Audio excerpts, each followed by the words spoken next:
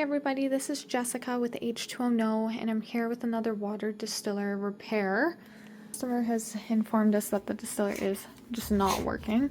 It's clicking, but it's not producing any water, and you can see here it's completely empty.